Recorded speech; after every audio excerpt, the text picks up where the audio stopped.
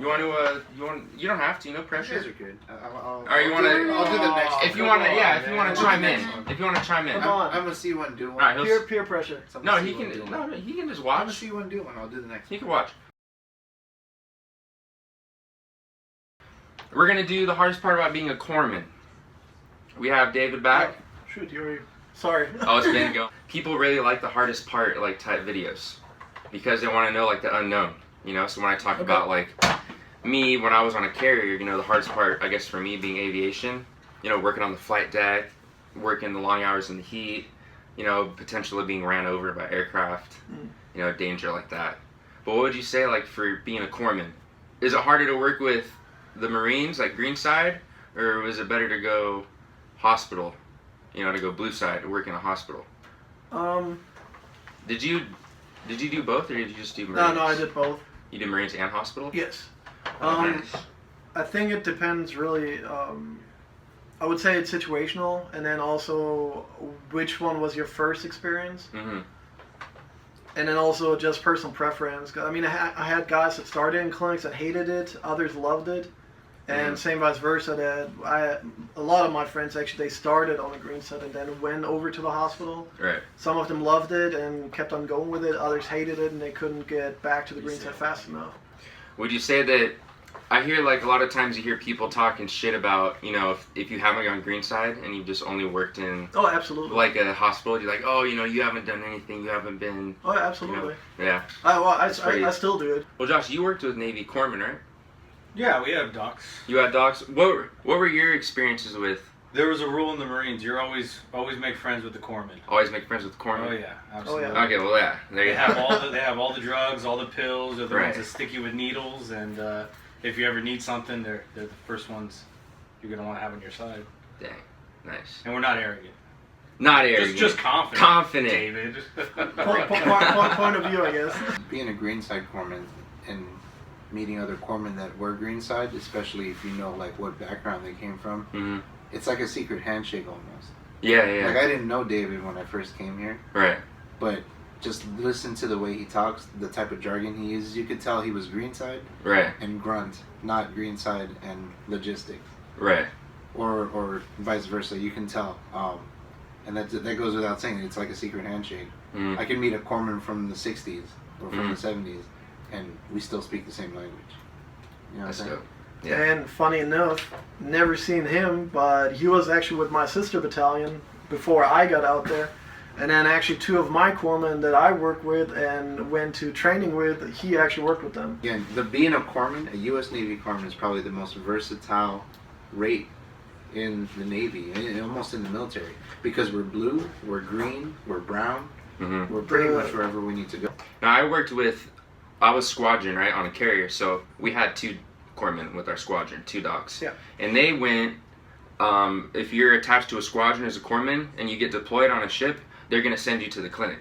Yeah. Right? So my squadron, we sent our two docs to the clinic, and they basically helped everybody on the ship, but they also had to take care of all 250 sailors, of all our paperwork, of all our records, of all our immunizations, keeping everything up to date. So is that similar to going Greenside, where you have to just keep track of all the Marines, right? Make sure they're all kind of the same stuff.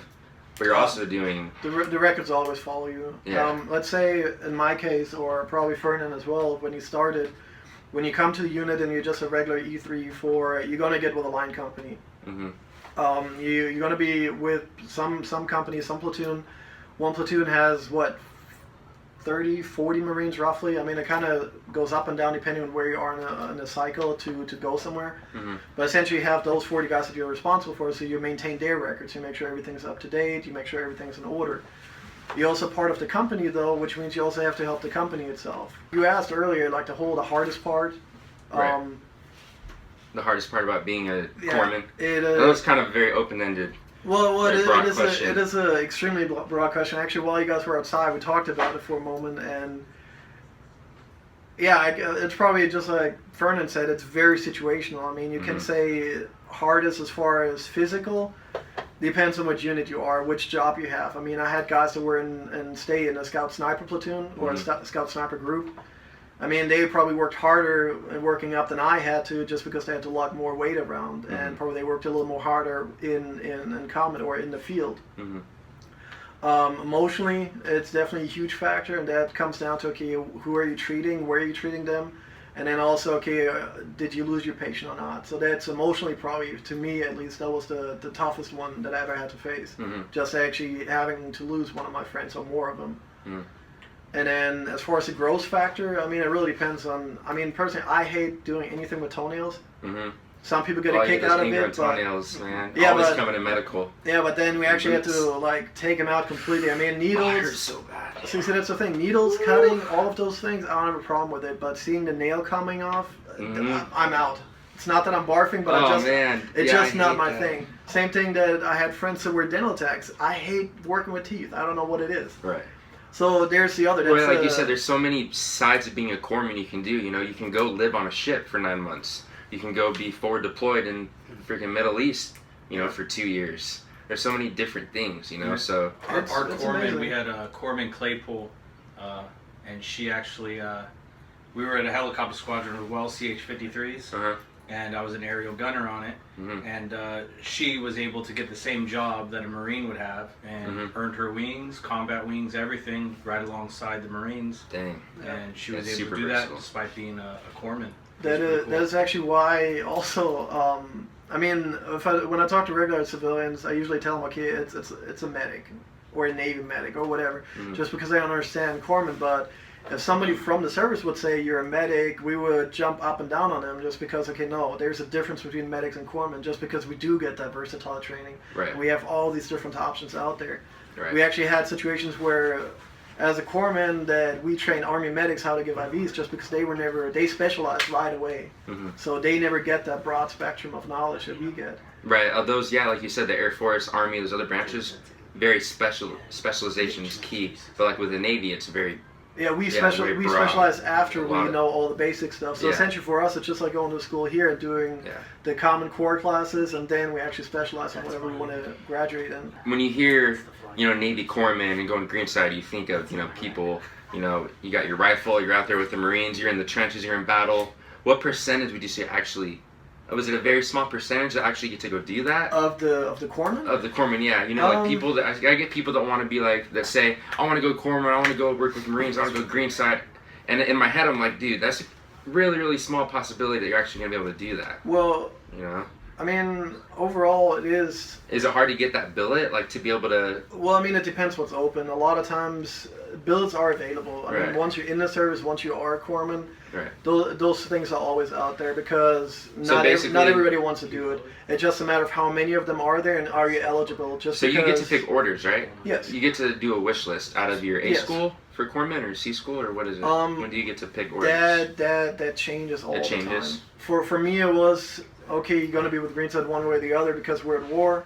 You can you can pick East Coast or West Coast. So I guess my advice, if you guys want to go Greenside or really want to get, you know, forward deployed, maybe just do your best in A school and try to score at the top of your class to try to pick those orders, or is it just the luck of the draw, like you said? Depending if you're in wartime, then they're gonna need Greenside, like you said, yeah.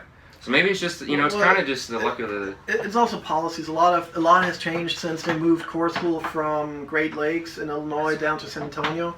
Because now they had the joint medical health whatever facility. Okay. So San Antonio? Yeah, partially the corpsmen actually trained together with Army and Air Force guys. Okay. Alright guys, so this is going to be wrapping up the Navy corpsman video for today. Military Life Before and After episode. I don't remember, but I'll put it right here. Bada bing. If you guys want to see more videos like this, leave questions for myself or David or Fernan or Josh, Marine, another Navy corpsman, aviation mechanic. What was your MOS? What was your job? Oh, 0121 and 6199. There you go. Alright guys, so yeah, like I said, leave the questions below. We're going to be starting this series again pretty regularly at the end of the month once we start up school here at Kalu. So yeah, we'll see you guys soon. Goodbye. Say anything. No. Peace. That's good. Yeah. You're good, bro.